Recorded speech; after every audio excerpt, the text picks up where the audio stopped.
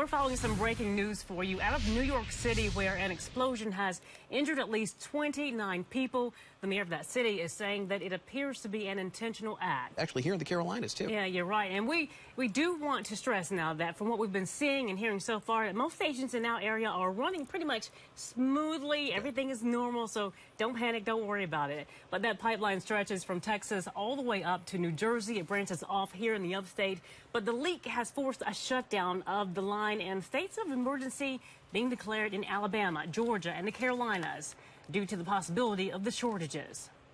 And we did see some shortages and some gas stations in our area. They actually have run out of gas. But again, no panic here. And those that do have gas, well, right now it's over $2 a gallon. Analysts say in Georgia and North Carolina, there could be a 5 to 15 cent increase. And in South Carolina, it could be 10 to 20 cents before all this is over. The pipeline is expected to be fixed within the next few days, but until then, gas stations say you shouldn't be seeing any major problems getting gas, but they also say you should not rush or panic to get gas either.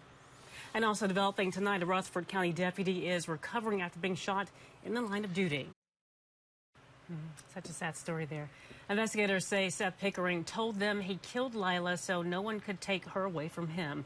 Her parents were going through a custody battle. Lila's funeral is planned for Wednesday in Florida. Well, 57-year-old Charles Mackey was shot and killed in Leona Drive, or rather on Leona Drive in July. Investigators initially said the shooting may have stemmed from an ongoing property dispute between neighbors, but so far, no arrests have been made. Tonight, upstate activist group The Freedom Fighters held a rally. Organizers say they believe the incident stemmed from much more, though, including anger, hatred, racism, and adultery.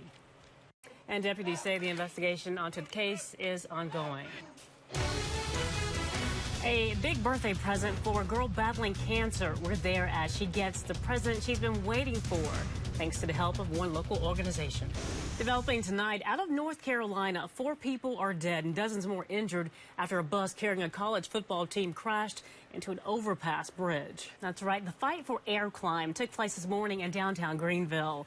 The annual challenge has participants wearing firefighter gear, and that's really heavy, and they race up 25 flights, 25 stories to the top of one of the highest bridges and buildings, rather, in town. All proceeds go to the American Lung Association to help those impacted by asthma, lung cancer, or other lung diseases. Yeah. Oh, 80 will feel great. What are you talking about? Can't wait. All righty, appreciate it. Yeah, I think you mentioned something last night about fall coming. Yes, fall is on the way, it. and I think Mother Nature's starting to get the hint also. I love fall, thank you. Yeah. Well, we have some new information tonight for you. A fix is coming. That's the word tonight from Colonial Pipeline after that leak that led to higher gas prices and concerns about gas shortages in the Carolinas and Georgia. And now investigators are now linking that explosion to an international group. The governor of New York says it is not an act of terrorism, though. Now, this is a surveillance video from inside a fitness studio as the explosion happened last night. It was around 8:30. You can see glass actually shattering there at the moment of the explosion, along with people running around out there. The governor called the damage significant, saying they were really lucky, too, that no one died in that blast. Federal agents and the police continue to search for clues. We're also hearing from presidential candidates Donald Trump and Hillary Clinton on their reactions to the explosions. A Rutherford County deputy is recovering tonight after being shot by a man they say was suicidal. A shooting happened along Monfredo Street yesterday morning. The deputy was assisting Rutherford police on a call about a suicidal person when that person fired his gun, hitting Detective Patrick Wiseman. Officers returned fire, killing the shooter, and we're told the detective's injuries are not life-threatening, but the FBI is investigating the shooting. The shooter's name has not yet been released. And in Buncombe County, 3 people are recovering there after being shot at a bar. The shooting took place at Fat Cat's Billiards on Hendersonville Road. No charges have been filed, and police have identified persons of interest in the case. All 3 victims are expected, though, to be okay. And new tonight, motorcyclists across the upstate are riding with a new purpose. And we know more tonight about a crash in North Carolina that killed 4 people and injured dozens of others. In news across the Carolinas tonight, authorities near Columbia are looking for a man who was involved in a shootout with deputies. It happened early this morning. Deputies in Sumter County say that Dontrell Carter assaulted his girlfriend. When they arrived to investigate, Carter reportedly made a run for it, eventually getting into a gunfight and chase. SLED is also involved in the investigation. And in Raleigh, North Carolina, a Greyhound bus station is back open after a suspicious package was found there. Officials closed streets in that area during the search. Authorities later determined, though, the package was not hazardous. We've all been tired of the high 80s, low 90s, still sitting well and above high normal. 90s. High 90s. Yeah. I think a lot of us are kind of just done with summer. I think it's too cold. I think I'd be freezing. No, I'm a 72 kind of girl. My dad, when I was living at home. 72 kind of man? No, he was very much of a 64. No, we wouldn't make it. No, I would wake up middle of summer with a sore throat. It was true story. 72. True stories. Well, yeah, I have a different opinion too, because she was looking like, I am not impressed with this officer. He did not scare me whatsoever. Yeah. But anyway, so you mentioned a little bit of a different view on okay, this. I know, our cops have some crime to be out there fighting. Instead of, a three-year-old little girl who's sitting there like, you saw her face. Wasn't that the expression? Yeah, I will give you that much. She was not intimidated. I don't know if that message got through to her. She was I think she thought it was like fun and games. I also wonder, though, if she will remember it when she is 18. She's going to remember it. She's going to remember she was so sassy at 3 that at 15 she was even sassier.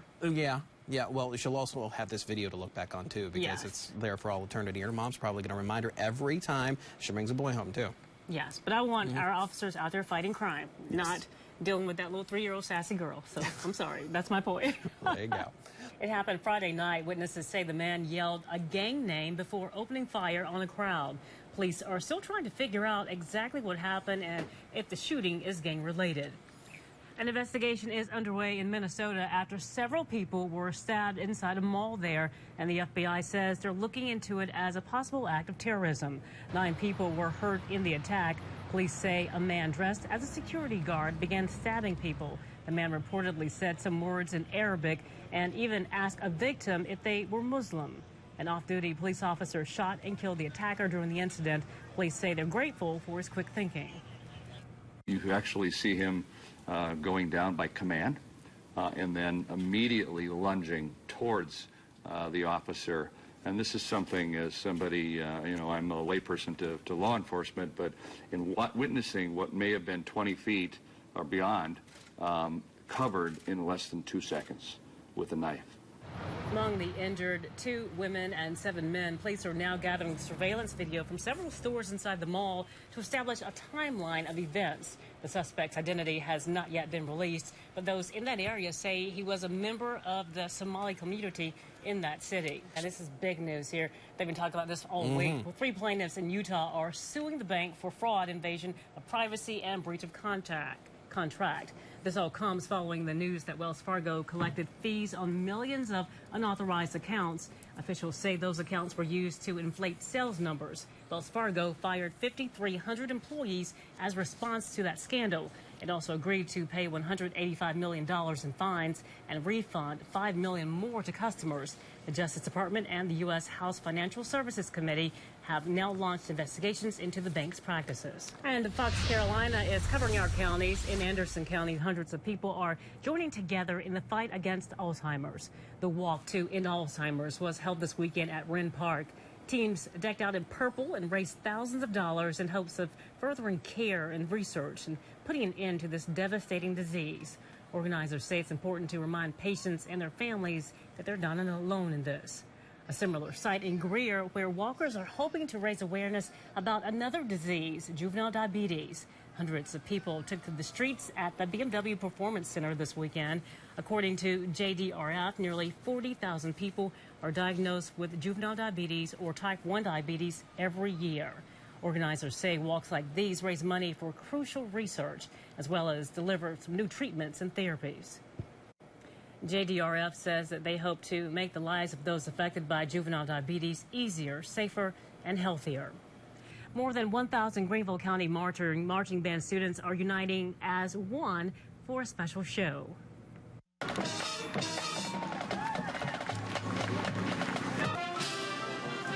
I love bands. I was in a band, played sax, alto sax, yeah. Well, okay, all 14 Greenville County high schools performed together as one in the marching band exhibition Saturday. The exhibition started in 2012. It allows schools to showcase their programs while state and national level judges provide feedback. School leaders say the event is a unique way for all the schools to see each other perform and see what bands look like across the district. I agree. Band is great. Well, the show concluded with all 14 bands performing America the Beautiful. Well, how would you feel if a celebrity crashed your wedding? That's exactly what happened to one Greenville couple. This crowd was pretty much excited, as you might imagine, beyond excited, as the rapper The Game made his way into the wedding at the Hilton last night. A wedding guest passed along this footage to us, and take a look as he makes his way in and heads straight for the DJ booth. Go ahead and giving everybody some dap there as he walks in. The DJ tells us it was a surprise for everyone, and The Game requested the song, The Wobble. Oh, he wanted to do the wobbling and wobbling. Okay. Oh, yeah. The wedding party was having such a great time. The DJ tells us that he's sure that The Game just wanted to come in and have some fun because they were having so much fun. He also says The Game is very outgoing on social media. It was nice to see him acting so down to earth and to see him in person. I thought that was really cool. It was, yeah. And on the Fox Carolina Money Watch, another big weekend for Sully at the box office. The movie, based on the real-life crash into New York's Hudson River, is still a big hit with theatergoers. The movie, directed by Clint Eastwood, starring Tom Hanks, and an actress from Landrum is also in that movie. The movie got $22 million this weekend. Wow, that's a lot of money. The reboot of Blair Witch got into the #2 spot in its first weekend in theaters. The movie, however, fell well below expectations. It got just a mere $10 million at the box office. Yeah. Yeah, I know, just a mere $10 million. Just a mere. And the weekend's other big debut, Bridget Jones' Baby, came in third with a little over $8 million. And we begin tonight with winter weather. The falling temperatures after the snow leading now to ice in many parts of the area. Take a look now, a live look in Hendersonville where temperatures in the teens, sub-zero wind chills. And icy conditions could make it difficult for those traveling to church in the morning as well. Troopers advise you, if you don't have to be on the roads, just stay home. And take a look in Greer, too, at City Park. Snow covered the trees. There was enough snow to get people out and about on their sleds. So a lot of fun there. That's so pretty. Look at that picture. Yeah. Enough to even build a snowman. Winter wonderland there, and we have some team coverage tonight of the weather across the Carolinas. And continuing our coverage of the winter weather now, take a look at this. Oh, how pretty that is. Snow lined the trees and the streets and covered the trees there. That's a really nice sight. In Falls Park today, children had some fun there. Look at them sledding, people walking their dogs, dog all covered up, got a little coat on there. Yeah. So really pretty to look at. Also, let's go ahead now and take a live look of Highway 153 in Powdersville tonight. Some of the highways are dangerous, though. So what was pretty earlier is pretty dangerous now. So that potential for black ice. Also in Greenville County, we're taking a look there at the roadways as well. Just looking at more snow. Clear to most of today. I think when the sun came out, it gave people maybe that false sense of security. Hopefully, though, not taking that into tonight. Fox Carolina, Sharon is in one of those areas that saw a lot of snow. She's in Traveler's Rest. Shell, what's it looking like tonight, though? Our team coverage of the winter weather continues tonight. We are taking a live look. It's in Traveler's Rest, where we saw several inches of snow, and much of it still sticking around, with temperatures now dipping, though, well below freezing. We could see that any of the runoff or any of the snow left behind could turn into some big problems for people who are traveling to church, if your church is going to have it tomorrow. Yeah, Shell was out there just a little bit earlier, and she mentioned when she was walking around, you could hear the crunch of the snow, which basically shows you that all of that has turned over to ice. That's right. And it's pretty much the same story in Powdersville, too. And with nightfall comes those freezing cold temperatures, and you're not only having to deal with the icy road conditions, there's also the possibility of freezing pipes. Those underneath your home, ones connected to outside water faucets, and the pipes underneath your cabinets as well. The advice from Dipple plumbing professionals is to prevent that from happening. Insulate the pipes with rubber tubing, disconnect those outside water hoses, and then cover them if you can. They also say leave hot and cold water dripping in the sink closest to the outside wall. Also, make sure you know how to turn the water off, and that we're talking about the main outside water connection. Plumbers say it's also not a bad idea to open those cabinet doors to keep the pipes warm underneath. Well, we are just 2 days away from the National College Football Championship game. Clemson and Alabama are ready for a rematch. Both teams now already in Tampa. Actually, for the fans. That's right. Hundreds came out to support the Tigers, and although they couldn't be on the floor with the players, they are able to take part in it. Fox Carolina's Sarah Danick is in the middle of all of it in Tampa. And, of course, we will have more from Tampa and from the team coming up later in the newscast. And you'll want to join us live Sunday night at 11, and we'll take a look at the Tigers versus the Tide. Return to the national championship.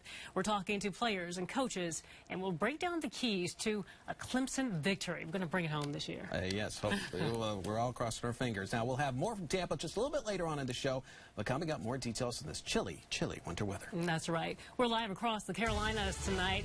This is a look in Hendersonville. 13 degrees. I know. Oh, my gosh. But you got several inches of snow and very, very cold. And as we go to break tonight. Well, kids probably love this winter weather most of all. Children across the upstate and western North Carolina enjoyed their snow day. I liked it, too. Yeah, take a look. Well, that snow we saw today, while fun to play in, can be pretty dangerous, especially as icy conditions set in tonight. And speaking of ice, downtown Greenville saw quite a bit of it today. Take a look there. Ice forming down there near Talent Falls Park as people were still out making their way around downtown.